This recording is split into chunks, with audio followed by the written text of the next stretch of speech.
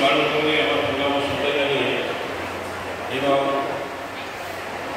মঞ্চের নিচে উপবিষ্ট সকল রবীন্দ্র ভক্ত, আমার বয়োজ্যেষ্ঠদের প্রণাম, সমবয়সীদের ভালোবাসা জানিয়ে দু কথা অবতারণা করবো। কারণ আজ যেহেতু পূর্ণ দিন, বৈশাখ ঠাকুর রবীন্দ্রনাথ ঠাকুরের পূর্ণ জন্মতিথি, দু এক কথা না করলে মনটা উচ্ছ্বাস পায়। তাই সামান্য কয়েক কথা বলছি আপনাদের। ঠাকুর এই বৈশাখ মাসটা আবার আমাদের বৈষ্ণবতা এটা কেশব মাস।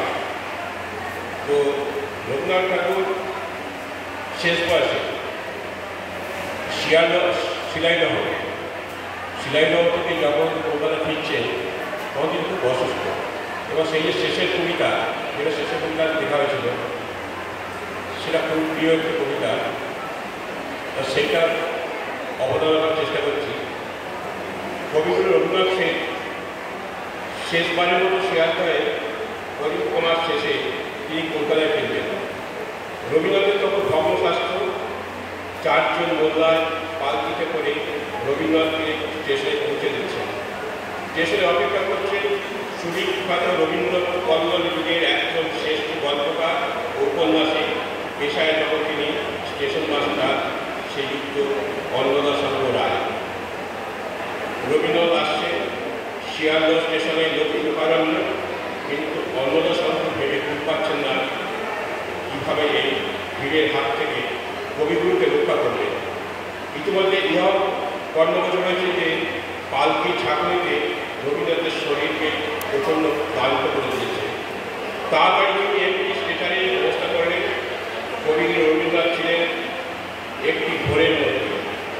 আস্তে আস্তে তিনি দেখছেন মাঠের পানিতে দাঁড়িয়ে কৃষ্ণকবি বেলকুল হাতে নিয়ে বলছে, ও দাদা ঠাকুর, তোমার জন্য যে বেরি ফুল এনেছি, আজ যে বড় নামিয়ে চলে যাচ্ছ।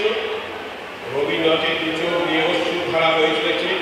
তিনি ভাবছেন, আহা, কৃষ্ণকবিকে যদি কলকাতায় একটিবার নিয়ে যাওয়া যেত, এই আফসোস যে জীবনে যাবে না।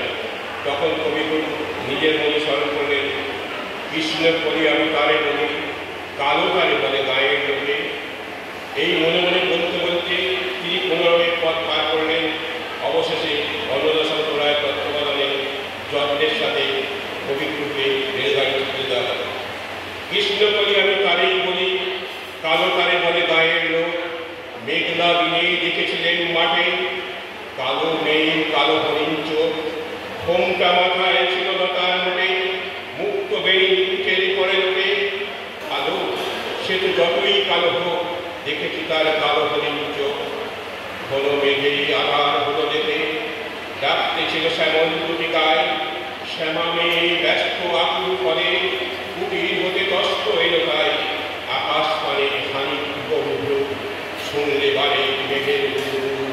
কালো তা সে যতই কালো হোক, দেখেছি তার কালো হরিণ চোখ। খুবই বাতাস এলো হঠাৎ ধেয়ে, খানে খেতে খেলিয়ে গেল ঢেউ। আগের ধারে দাঁড়িয়েছিলেন একা, মাঠের মাঝে আর ছিল না কেউ। আমার মনে দেখল কিনা কে, আমি জানি আর জানে সেই মেয়ে।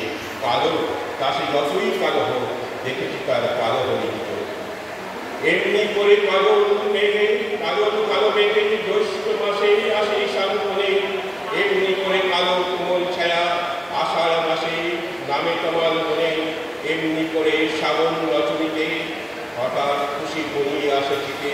কালো তা সে যতই কালো হোক, দেখেছি তার কালো হরিণ চোখ। কৃষ্ণকবি আমি তাকেই বলি, আর যা বলে বলুন অন্য লোকে। দেখেছিলেন ময়না পাড়ার মাঠে, কালো মেয়ে কালো হরিণ চোখ। মাথায় পরে দেয়নি তুলে বাস, লজ্জা পাবার পায়নি অবকাশ। কালো তা সে যতই কালো হোক, দেখেছিলেন কালো হরিণ চোখ। কৃষ্ণকবি কবিগুরু রবীন্দ্রনাথ ঠাকুর। সবশেষে একটা কথা বলবো,